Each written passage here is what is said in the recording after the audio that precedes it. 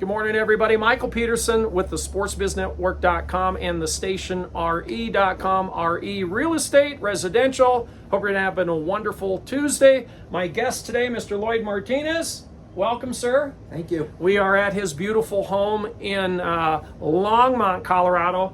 35 years in this house. Yeah. 36 years of being in the Pepsi industry. Yeah. 30 plus years as an official, and 20 years as officiating a signer, 35 years, and as an official, 20 years. Right. You don't have a problem with commitment.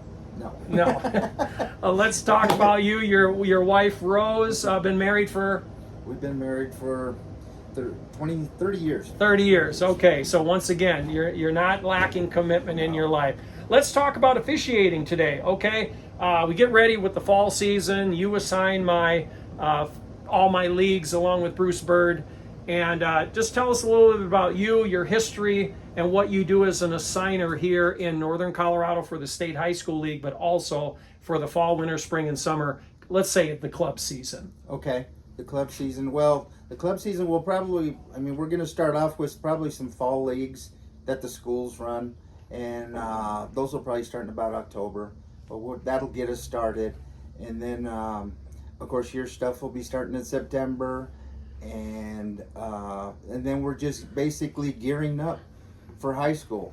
There are still a lot of parents that come in and sometimes think that the officials are on a volunteer basis. But there's also one thing that almost 100% of the people don't understand. There's an assigner as part of the process. Talk about what an officiating assigner does, because your position is a paid position. I pay you to do something that is a valuable, if not one of the most important parts of youth sports, assignment of officials. What does an assigner do? An assigner, well, to start off with, as far as speaking mostly just about our CHASA stuff that we do, first we get a hold of all of the schools that we're responsible for to assign, and as early as possible start gathering schedules for all of the different levels that the schools are going to have.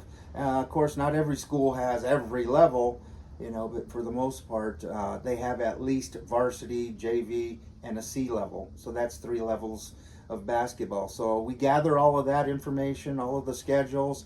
We have to input all of that information into the Arbiter, our assigning tool that we use. And we have everything ready to run what we call a draw for the varsity level.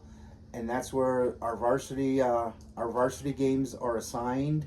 We go through a process where all of the varsity is assigned.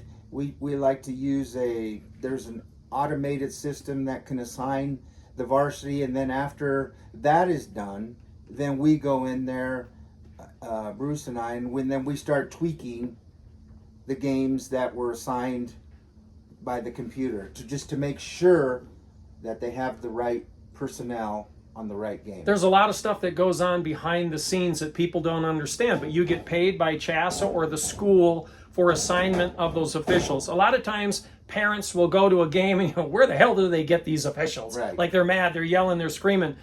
Talk about the process of ranking officials, or how you determine the big games, maybe those officials that are a little bit more experienced versus the newbies that are coming up.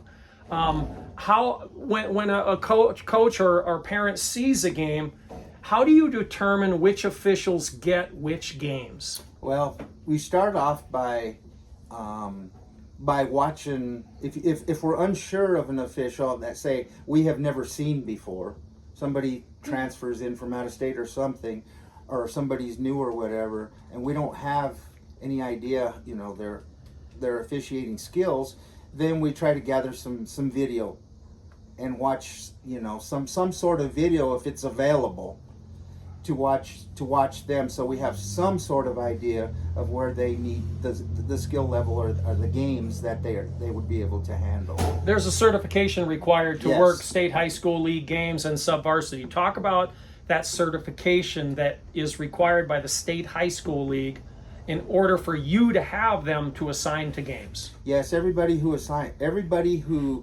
officiates at the high school level must be certified through IABO. That's one of our governing bodies for the state of Colorado. We have two different governing bodies. One is National Federation of High School Officials, NFHS. They pretty much do all sports. They're the one across the nation. They're they're the main high school governing body. And then the other one is IABO. IABO is International Association of Approved Basketball Officials. They're the ones that put out our test, because there's a test required if you want to become certified to officiate high school basketball. There's a course you have to complete. It's all online, and you kind of do it at your own pace, and you have to score, I think it's an 86. It's like 50 questions, I believe. Maybe more, I can't remember. I haven't taken the test for a while. But it's all online, and then the process is if you pass that exam, then that makes you certified to be able to officiate at the varsity level. But if you do not pass the test, that does not mean you can't you can't officiate. That just means that if you're a trainee or a provisional official on the test, you can still work high school basketball. Sub-varsity. Right. You just can't do varsity level. Right.